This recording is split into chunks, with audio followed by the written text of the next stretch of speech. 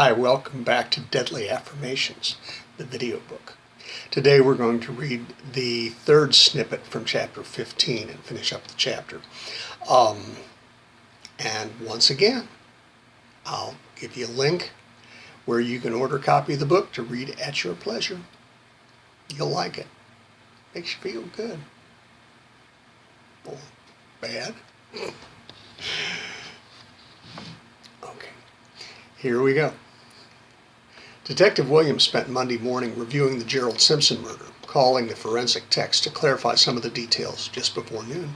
They told him to come down to the lab and they could explain better. Williams told Barry Allen that he would see them both after lunch.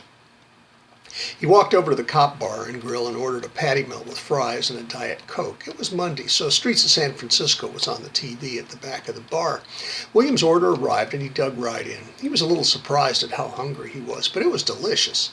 A new episode of SOSF began. It was Mask of Death. Hot damn, this was the one where John Davidson plays a female impersonator. That guy was a pretty cute woman for a guy who goes nuts and murders a bunch of people. Williams thought that this one was probably the best episode of the whole series. Detective Williams ate slowly enough to watch the entire episode. Then he paid his check and walked back to the station. Before visiting the forensics guys, he went downstairs and visited the bathroom. Allen and Quincy showed him more of what they had found, and the three men spent the rest of the afternoon trying to make sense of the clues that had been collected. After work, Detective Williams drove home, put a big man Salisbury steak TV dinner in the microwave, and went to the bathroom to clean up. He didn't exactly change his clothes. He just took off his shoes and socks, pants, tie, and shirt. When the dinger on the microwave chimed, Williams went back into the kitchen and ate his dinner in his boxers and sleeveless undershirt. When he had finished, he cleaned up, throwing away the TV dinner's plastic tray and cardboard box and washing the fork he had used and putting it into the rack to dry. He got a beer from the fridge, twisted off the cap, and walked into the living room.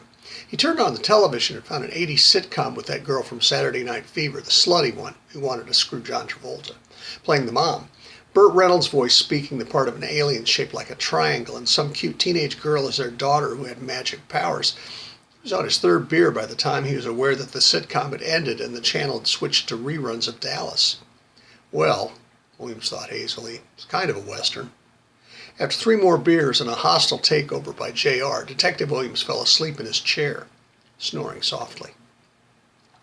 When Patience got home, she took the nail gun's case out of the trunk of her car and put it on the work table. Then she went inside to change out of her running clothes. Standing in nothing but her panties in her bedroom, she looked over her clothes carefully and found that the jacket had a couple of spots of splattered blood on the right chest. She folded it in on itself so the bloody marks were on the inside of the little bundle. She looked over the pants and found a couple of spots on them too. Again, she rolled them up and put them with the jacket. Finally, she examined her shoes and found, thankfully, that they were clean. She put them in the closet. She got a pair of cotton elastic waistband shorts and a baggy t-shirt out of the dresser. She put them on and carried the bloody clothes to the kitchen, putting them into a plastic grocery bag from a collection she had hanging in the pantry. She would deal with them after she had cleaned her tools. Back in the garage, she took the nail gun, still wrapped in the towel from the bitch's kitchen, out of its case. She kept a tub of rags on the work table. These were an off-brand of paper-like towels in a solution that was guaranteed to remove grease, tar, ink, paint, and many other tough messes from a variety of surfaces. Patience unwrapped the nail gun, left it sitting on the towel, and examined it to determine what kind of screws held it together. Phillips. She reached up to the pegboard for a couple of different-sized Phillips head screwdrivers and set to work. She took apart as much as she could of the nail gun and wiped down every surface that she could find on the tool, tossing the used towels into a plastic garbage bag. There were a couple of tight places where she had to squeeze some of the cleaning solution out of one of the towels and scrub the cracks and crevices with a toothbrush, which she threw into the garbage bag after she was through with it. When the parts of the nail gun were clean as she could get them, she put it back together. Then she wiped out the case, put the nail gun inside, and then put the now full case away under the workbench.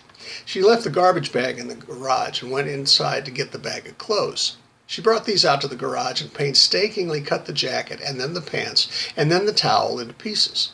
She divided the pieces into 3 different bags, tied each bag shut, and put the 3 bulging bags and the big garbage bag into the trunk of her car. Patience went back inside her house and into the bathroom. She stripped off her clothes and turned the shower on to hot and the shower head to massage. She waited until the steam filled the little tiled room before she stepped into the tub. She hauled out her bottle of Dr. Brunner's peppermint soap and washed herself almost all over, including her hair, with the powerful stuff. After she had rinsed herself clean, she stayed in the steaming water until her fingers and toes wrinkled.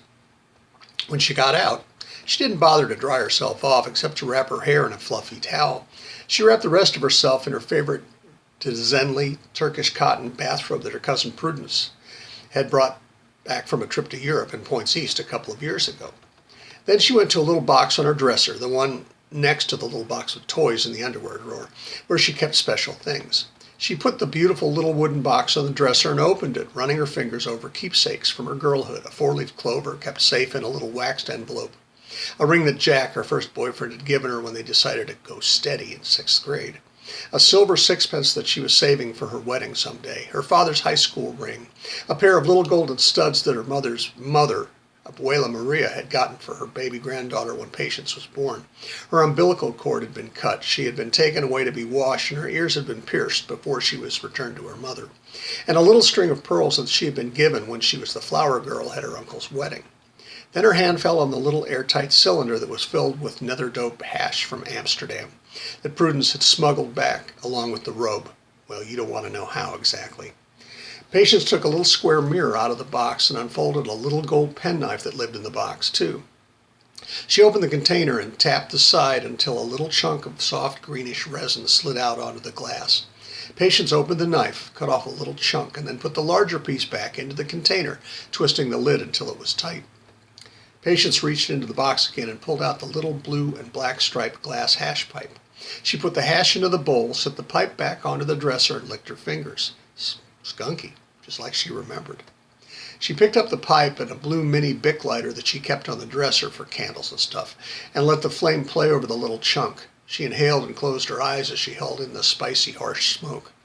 After a bit, she exhaled and felt the potent smoke fill her head, staggering her for a split second, almost forcing her to sit down. That's a good idea, she said to herself, and perched on the edge of the bed, taking a second hit that finished the chunk as well as Patience. Before she fell over onto the soft mattress, Patience reached over and put the pipe and the lighter on the dresser. Then she lay back and let the hash kick her ass. Half an hour later, Patience was hungry. She walked into the kitchen and retrieved her lunch from the fridge. It tasted wonderful.